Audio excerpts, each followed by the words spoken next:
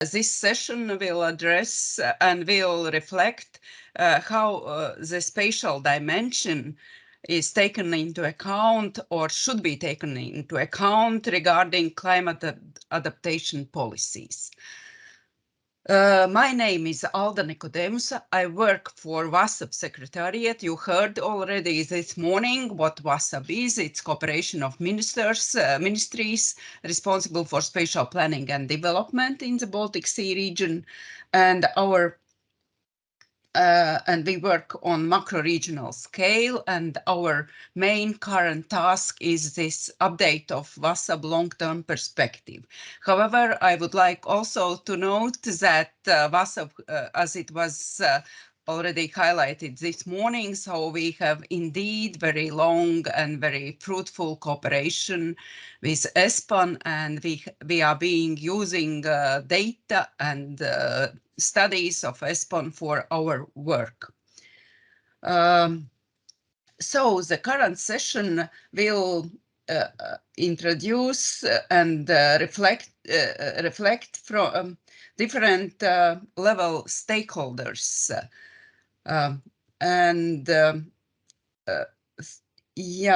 Let me first introduce to all stakeholders we have been invited to participate today. These are Edvards Daniels Emersons from Latvian Ministry of Economy, and he is today is representing EU strategy for the Baltic Sea region, policy area, energy.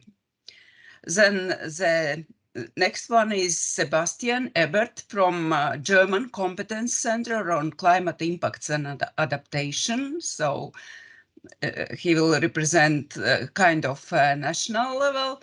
And then we will have Matti Lipsanen from Tampere region, from Finland. And you, Matti, will say words and will tell us about the regional level, how regional level acts in this relation to climate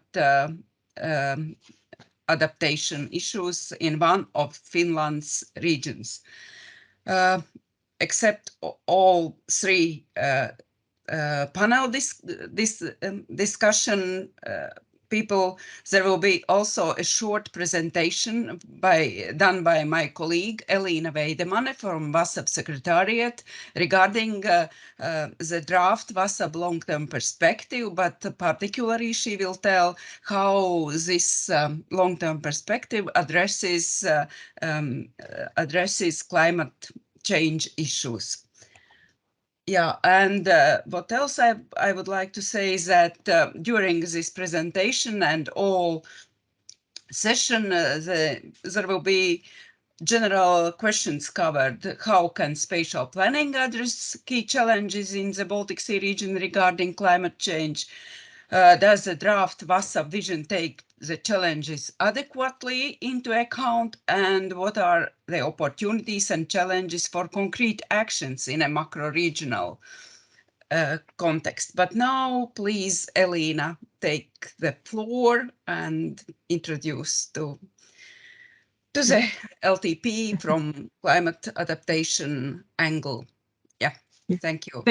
Thank you, Alda, and hello, everyone. And I will give a short insight of how the new draft vision of WASAB considers the climate change aspects and what actions it proposes so far. And also I think addressing one of the questions that was raised in the morning session. When we prepared this draft vision, many reports and studies were taken into account also, as well as the ESPON project, BT 2050, and many others. And here, one of the main conclusions is that there is a need cooperation on climate change adaptation, as also we heard that there are variety of possible impacts on climate change on different sectors, and also this projected temperature increase that this picture shows on the map, especially as you can see in several parts of Baltic Sea region. This would intensify those climate change effects, and also will have an impact on biodiversity, coastal infrastructure, and also other economic activities. Yeah, and as I'll mention, the aim of this session is to look at the WASSAP draft vision from the climate angle. And already WASSAP chair Daniel Miltian gave, I think, quite explicit insight into the document, and I'll be somehow probably a little bit repetitive in this regard. However, yeah, the uniqueness of region, the Baltic Sea, it was mentioned many times, and it is a unique natural asset that is linking to territories around it, and also is having certain influence on territorial development, but also in regard to the climate change, as it was, I think, mentioned very nicely by Professor Markus Meyer previously. And a vision itself is characterized by clear shift to sustainability and also wise use of the technologies, as in other words, the green and digital transition. But it also requires cooperation and solidarity in integration. So meaning the vision is encourage to move from this competitiveness towards the solidarity and cooperation in smaller or larger territories. Yeah, and in general, the climate as the cross-cutting aspect is considered in all metaphors in the vision, and also is touched upon when considering urban development, mobility and green transport, renewable energy production, social and economic activities, both on the land and in the sea, as well as protection of natural assets for environmental resilience. And yeah, I will just have a little glimpse into each of those metaphors, indicating what kind of activities or trigger actions WASSAP vision has foreseen for the moment. So the Baltic Pearl, the cities, as it was also mentioned by Daniel, as our drivers for green and digital transition, and of course all those cities are aiming for good quality of life in their areas, and not only in context of social or economic challenges, but also in context of climate change.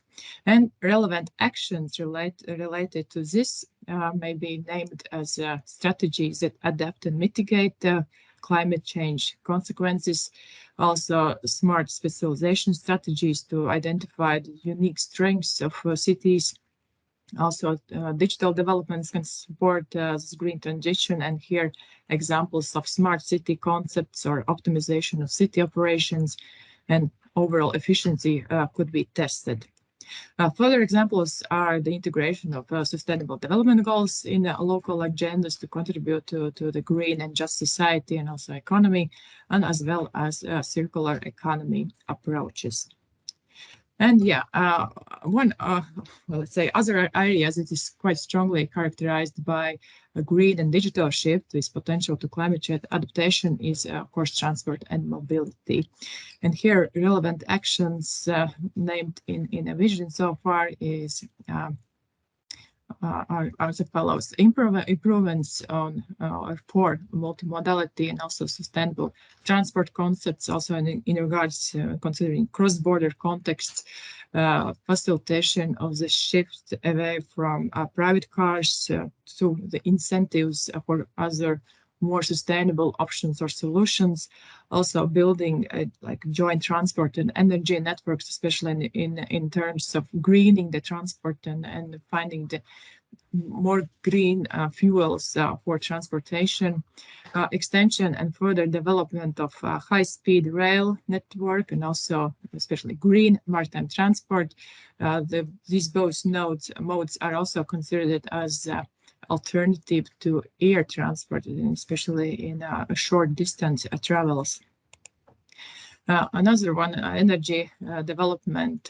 Yeah, here green and renewable are the key energy supply for energy independency. But also here we see that energy poverty may play a role, as it is a challenge due to the price increase and also unavailability of green energy when it is demanded most. And here, moving towards the development of new decentralized and also climate-proofing energy systems are the key activities. And here, assessing the robustness of energy systems, their possible climate impacts, development of new and safer energy systems, invest in renewable energy production are some examples in this direction. And also, of course, further development of a fully integrated transmission grid connecting all sites and storage sites will play a role in the context of climate change adaptation. And yeah, the spatial planning, of course, is also a participatory process, then coordination and balancing of various interests, ecosystem services, community needs, and also local values should be taken into account to minimize so-called NIMBY effects and also to increase acceptance for renewable energy development. And other metaphor about patches, they represent natural and also cultural resources supporting environmental resilience in the region. Here, some relevant actions are named as actions that support more environmental friendly agriculture and organic farming approaches, circular economy approaches, and also pilot actions on sustainable food cycles or energy and water consumption. Here also development of Baltic network of green or also blue, if we talk about sea, the places or belts or corridors, areas that are stretching also beyond national borders also can help to slow and also reduce the impacts of climate change. And last but not least, the sustainable seafood farming, fisheries and aquaculture also are seen as an alternative for food supply. So that was my quick run through the draft vision. I will stop here, and then we will continue with a panel discussion. And during the discussions, also I'd like to encourage all who are listening this session also to consider those questions, maybe suggest your views how WASA vision should consider the climate change aspects into the document. Okay, thank you. And now I'm giving floor back to Alda. Okay, thank you, Elina. Yes, so there is now time for everybody to think over about what was told by Elina, and but now I would like to turn to our honorable panelists, and I will give you some very focused questions, and appreciate then your very straightforward or other kind of answers to these. First of all, I would like invite Edwards Daniels Emersons, and I would like to ask you, Edwards Daniels, what aspects of climate change are related to EU strategy of the Baltic Sea region, policy area, energy, and how are you addressing them? Thank you for the nice question, Ada. Hello, everyone. What a nice and valuable event this has been. It's my pleasure to answer the question. And PA energy is directly connected with the climate change because energy use is unfortunately causing the climate change, and we have multiple areas for activities that we want to develop and want to upgrade for more climate neutral energy sources. And these four blocks that we work in are energy efficiency. As we want to say, energy efficiency comes first. But after the energy efficiency, of course, we have to increase our renewable share. The third is the energy security, with the fourth being the synchronization of the Baltic grid. And all of these aspects are driven by the climate change, of course, and now by being energy independent.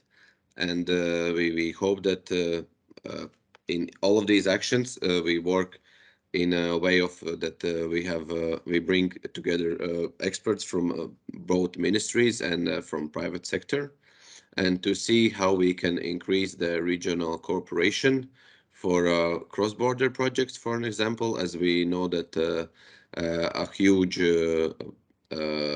wind energy park is going to be built between the border of Estonia and Latvia in the sea. That's where the PA Energy was actually one of the first helpers years ago, and now we're looking at what are the next challenges in the area, and of course how we can use already the interlinked gas grids to use for LNG, and what will be the next winter, and that's the issues are many, but we have many experts that come together and are ready to set up plans for the change to make this climate colder. Thank you very much, Edwards Daniels, for so precise and clear answer. And I suppose that indeed energy issues, so they are very extremely important for adaptation to climate change and as well as resilience to that. Now I would like to ask Sebastian Ebert, what is current focus of German adaptation strategy and what are preconditions for its implementation? I suppose you will give good advice to the audience. Yeah, floor is yours. Yes, thank you, Alda, for invitation. First of all, let me say that ambitious climate mitigation is a central prerequisite for successful adaptation to climate change, since there are limits of adaptation. And the coalition agreement of the new federal government in Germany defines 3 new strategic topics for climate adaptation in Germany. And that are, firstly, to develop a precautionary adaptation strategy with sectoral and integrated targets that can be measured. Secondly, to adopt a climate change adaptation act. And thirdly, to establish a joint funding framework by the federal and the state governments in Germany. For a broad scale local adaptation. And altogether, the 3 topics I mentioned were identified as most relevant to foster climate change adaptation in Germany from the national level via the state level to the local level. And supporting the local level actors is a key for implementation of adaptation measures, I would say. And this always has to be strengthened, and therefore, only a few examples. Therefore, our environment agency and the competence center I'm working for is currently developing guidelines for municipalities for climate risk assessments that are, of course, not the first ones in Germany, but nowadays we are basing this on the quite new ISO standard 1491. And we are going to publish the guidelines also in English, probably in autumn this year. And nonetheless, also to help companies fulfill their obligations under the EU taxonomy, our environment agency is developing guidelines for companies for climate risk assessment, also based on the same ISO standard. And this guideline will also be applied not only to German enterprises, but to the private sectors in general. And therefore, we are going to publish it also in English in the summer. So I hope this can also be a support for the audience here or also for your networks. Yeah, maybe so far for that first question. Yeah, thank you very much, Sebastian.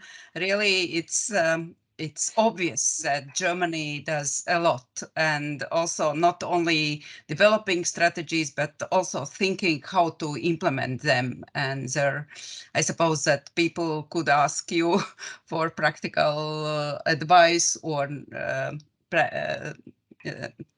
asking for your knowledge how to do it also in other countries. Thank you so much. And now I would like to turn to Matti Lipsanen from Tampere region. So, and the question which goes to you is, what is the current, what has Tampere region done to mitigate, adapt to climate changes? I have something, I have heard that Tampere region is kind of front runner in Finland regarding this issue. Matti, yes, please say and tell us. Yes, thank you, Alda. You are absolutely right. That's something that we are here in Tampere. And thank you. It's so nice to be with you all in this workshop today. And maybe just some words about Tampere and Tampere region in order to bring you all into the picture. So Tampere is the second largest city in Finland with 250,000 inhabitants, and also the second metropolitan area with 400,000 inhabitants, and then the second largest region, so whole Tampere region with 500,000 inhabitants. So we have a great industrial heritage, as you can see right behind of me. So this building is just in the middle of the city of Tampere, and regional office of the Regional Council of Tampere is located exactly behind of my head. So I'm sitting there just now.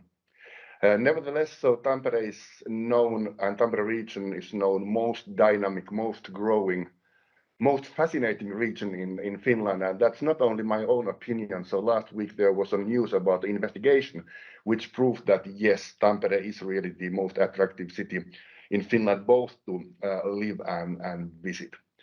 And as Alda said, so we have taken an active approach with climate affairs, maybe more with mitigation, but also with adaptation.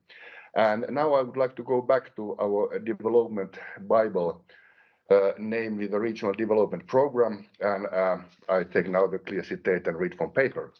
The citation begins.